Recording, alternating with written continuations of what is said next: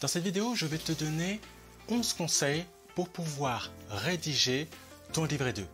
Je suis Patrice Diakité, coach en validation des acquis par l'expérience.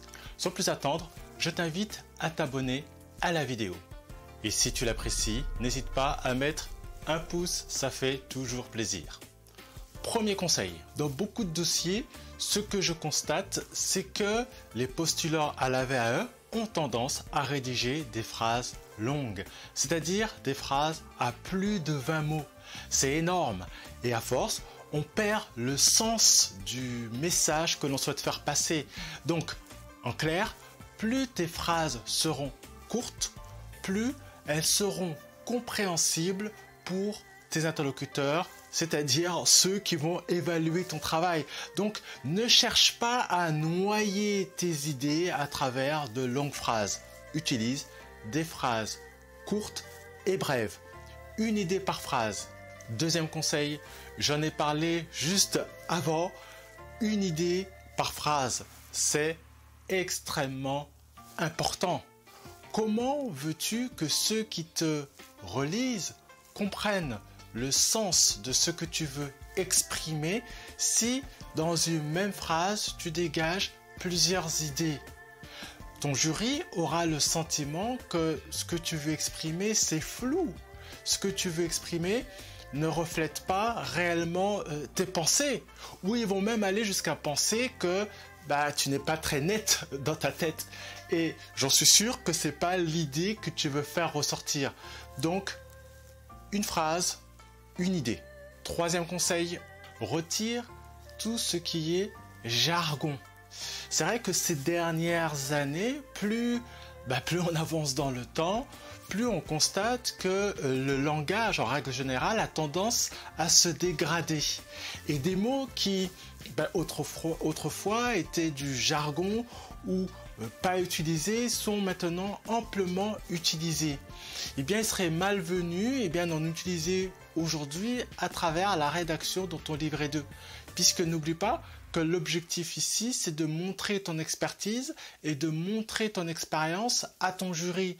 Donc, utilise les mots qui sont utilisés couramment, mais n'utilise pas des mots de jargon puisque cela risquerait de donner une mauvaise image de ta personne.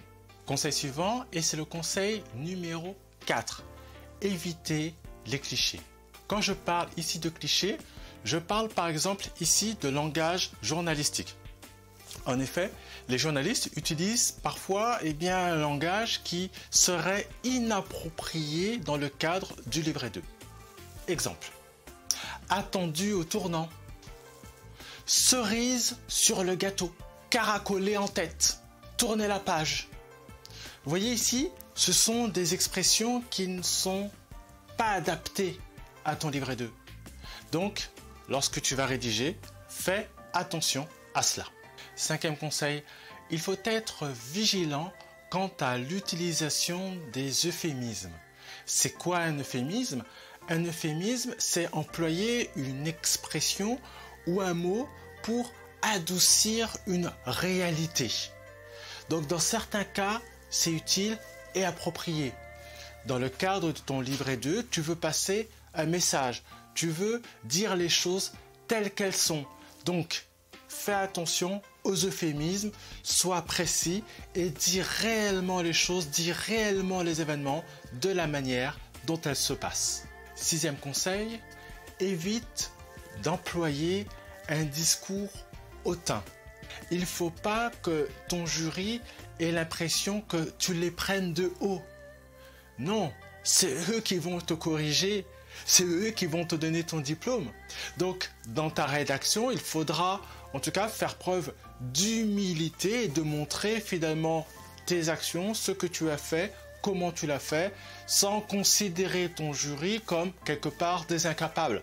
Donc, sois humble. Et ça, c'est vraiment le conseil que je te donne ici. Conseil numéro 7. Utilise le mot juste. Par exemple, on a tendance à utiliser le mot beaucoup. Par exemple, tu pourrais dire « Mon chiffre d'affaires a beaucoup augmenté ». Ah oui, tu fais passer un message, mais tu pourrais par exemple dire « Mon chiffre d'affaires a triplé ». C'est intéressant ici parce que entre beaucoup et triplé, il y a une information ici qui est importante. Parce que beaucoup, ça peut être d'augmenter de 100 euros, 200 euros, 300 euros, 400 euros, j'exagère ici. Donc, c'est une augmentation qui pour toi peut représenter beaucoup. En revanche, si tu dis que ton chiffre d'affaires a triplé, bah, tu donnes une information importante parce que tripler, un chiffre d'affaires qui triple, par définition, c'est quelque chose qui est énorme. Donc ça donne un indicateur important qui peut valoriser le message que tu veux faire passer. Donc, choisis les mots appropriés et évite d'utiliser des termes comme beaucoup ou très. Voilà, ce sont des termes qui ne donnent pas vraiment du sens au message que tu veux faire passer. 8e conseil, écris des phrases simplement. Sujet, verbe, complément. Et ne cherche pas à t'exprimer de manière passive, parce que cela va alourdir la phrase. Donc, parle bien au présent, explique bien le message que tu veux faire passer et surtout, reste simple. 9e conseil, limite les mots de tes phrases. Supprime les mots qui sont inutiles. On a parlé tout à l'heure des phrases trop longues, mais tu peux avoir des phrases trop longues avec plusieurs idées. Donc ici, il n'y a pas des mots inutiles en soi.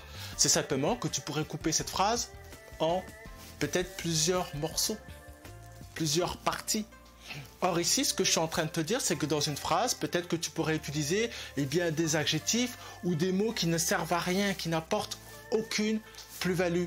Et c'est ça qu'il faut éviter parce que cela va alourdir ton message, va noyer ce que tu veux faire comprendre.